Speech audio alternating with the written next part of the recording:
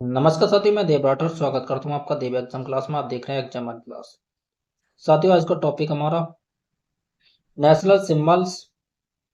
तो जुड़े रहिए आज की क्लास में। तो सबसे पहले राष्ट्रीय ध्वज पढ़ेंगे। पहला पॉइंट है इसका, 22 जुलाई 1947 को राष्ट्र संविधान सभा द्वारा अपनाया गया। किसे अपनाया गया? तिरंगा को। ठीक है। ध्वज की लंबाई चौड़ाई का अनुपात 3:2 है। ठीक है। तिरंगा, इसमें 3 रंग होते हैं। इसमें 3 रंग होते हैं, मतलब तिरंगा में 3 रंग होते हैं। पहला रंग केसरिया। पहला रंग केसरिया।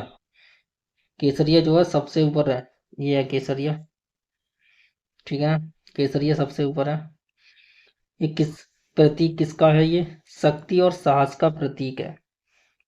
शक्ति और साहस का प्रतीक है केसरिया। और जो दूसरा रंग है सफेद है, बीच में है ये। बीच में दिख रहा होगा आपको। शांति और सत्य का प्रतीक है। सफेद रंग किसका? शांति और सत्य का प्रतीक है। अब रंग तीसरा है हरा रंग, जो सबसे नीचे है।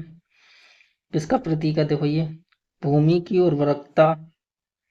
भूमि की उर्वरकता, विकास और शुभता का प्रतीक है। आगे पॉइंट है, सफेद पट्टी के बीच में एक नीले रंग का चक्र है जिसमें 24 तीलियां हैं। जिसमें 24 तीलियां हैं। ठीक है। ये चक्र है। यह सारनाथ के अशोक स्तंभ से लिया गया है। जो चक्र है बीच में जिसमें 24 तीलियां हैं, वो कहाँ से लिया गया है? सारनाथ के अशोक स्तंभ से लिया गया है। अगला पॉइंट है, भारतीय राष्ट्रीय ध्वज का डिजाइन पिंगली पिंगली वेंकैया द्वारा किया गया। राष्ट्रीय ध्वज का डिजाइन पिंगली वेंकैया द्वारा किया गया। तो साथियों, दूसरा सिंबल है हमारा भारत का राष्ट्रीय मुद्रा चिन्ह रुपया। तो देखो, भारत का राष्ट्रीय चिन्ह, भारत का राष्ट्रीय मुद्रा चिन्ह रुपया देवनागरी रुपया और रोमन अक्षर आर का मिश्रण है, जिसमें शीर्ष पर 2 समांतर क्षैतिज पंक्तियां हैं, जो राष्ट्रीय ध्वज और बराबर इक्वल चिन्ह को दर्शाता है। भारतीय रुपया का प्रतीक 15 जुलाई 2010 को अपनाया गया था। यह चिन्ह भारतीय प्रौद्योगिकी संस्थान आईआईटी मुंबई से स्नातक श्री डी उदय कुमार ने बनाया है। ठीक है। किसने बनाया? उदय कुमार ने बनाया है। और इसे भारत सरकार ने कब अपनाया गया? 15 जुलाई 2010 को अपनाया गया। ठीक है।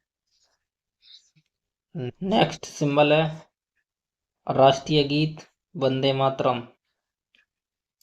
राष्ट्रीय गीत वंदे मातरम बंकिम चंद्र चट्टोपाध्याय द्वारा संस्कृत में रचित है। वंदे मातरम का अर्थ है मैं तेरी स्तुति करता हूँ माँ। इस गीत को बंकिम चंद्र चट्टोपाध्याय द्वारा रचित बंगाली उपन्यास आनंदमठ से लिया गया है 1882 में। भारत की संविधान द्वारा 24 जनवरी 1950 को यह गीत के प्रथम 2 छंदों को राष्ट्रगीत के रूप में अपनाया गया। इस गीत को पहली बार रविंद्रनाथ टैगोर ने वर्ष 1896 में भारतीय राष्ट्रीय कांग्रेस के सत्र में गाया। समय 1 मिनट 9 सेकंड लगता है इसमें। ठीक है, नेक्स्ट सिंबल। तो नेक्स्ट सिंबल है राष्ट्रगान जन गण मन। पहला पॉइंट, 24 जनवरी 1950 को संविधान द्वारा हिंदी संस्करण में अपनाया गया। रचनाकार रविंद्रनाथ टैगोर, इन्होंने लिखा था बंगाल भाषा में।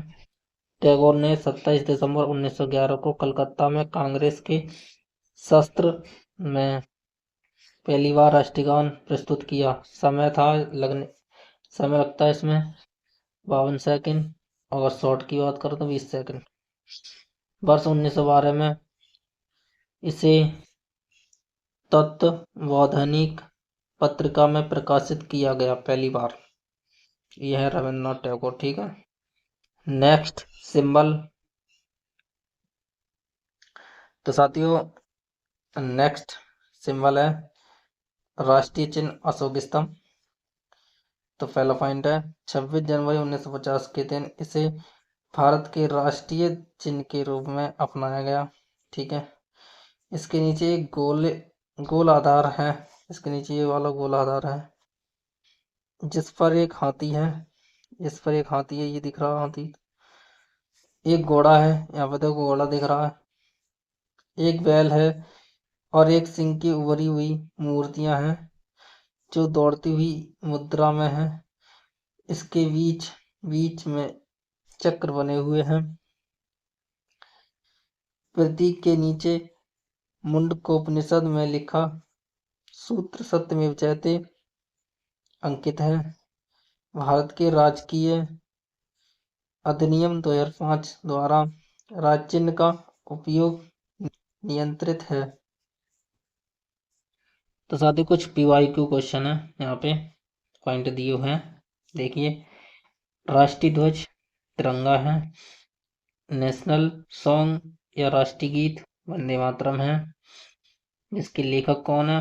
बंकिम चंद्र चटर्जी। ये राष्ट्रीय गान जन गण मन और इसके राष्ट्रीय गान के लेखक भी बता चुके हैं। कौन है? रविंद्रनाथ टैगोर। ठीक है ना।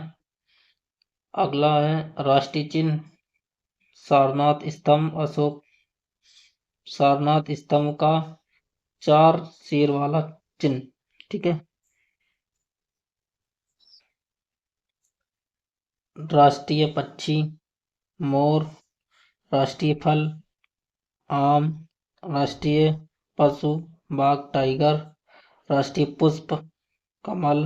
राष्ट्रीय नदी गंगा नदी।